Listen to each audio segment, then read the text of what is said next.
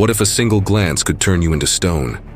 Across thousands of years, one figure has haunted mythology, art, and even modern culture with this terrifying power: Medusa.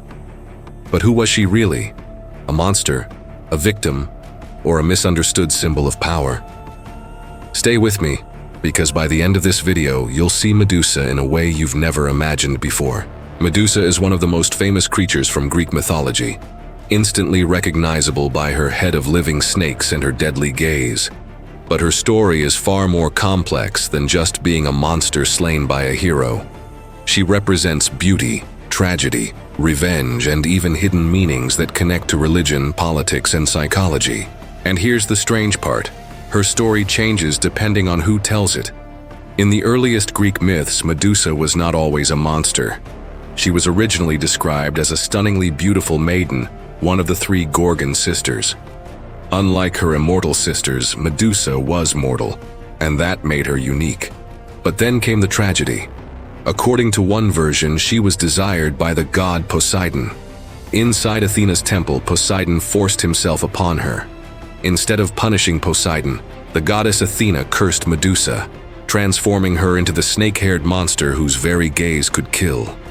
This version paints Medusa not as a villain, but as a victim of injustice. But there's another version.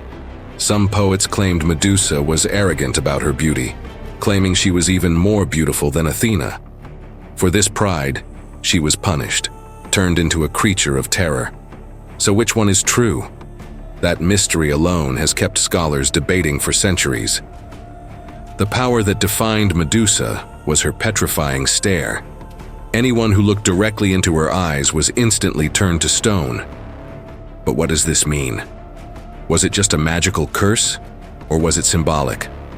Some historians suggest the stone gaze represents the paralyzing effect of fear itself. When confronted with something so terrifying, humans freeze, almost like statues. Others see it as a metaphor for forbidden knowledge, things so powerful that if you don't see them, you cannot survive.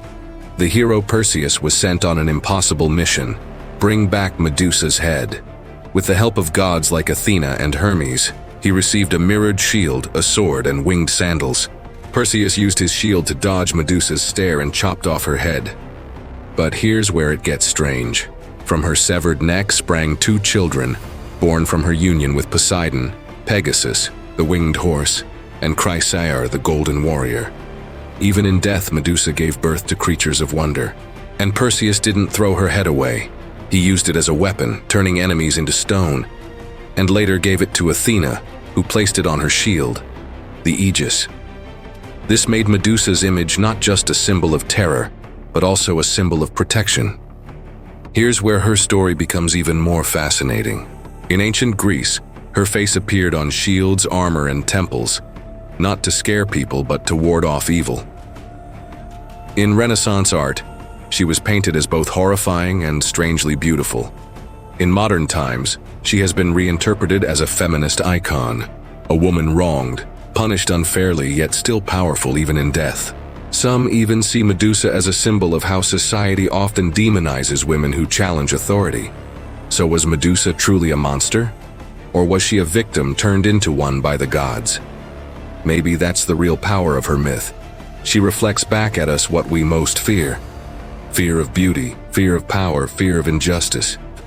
And just like her petrifying gaze, the story of Medusa has frozen itself in time, haunting every generation that dares to look closer. Because sometimes, the most terrifying monsters are not born, they're created.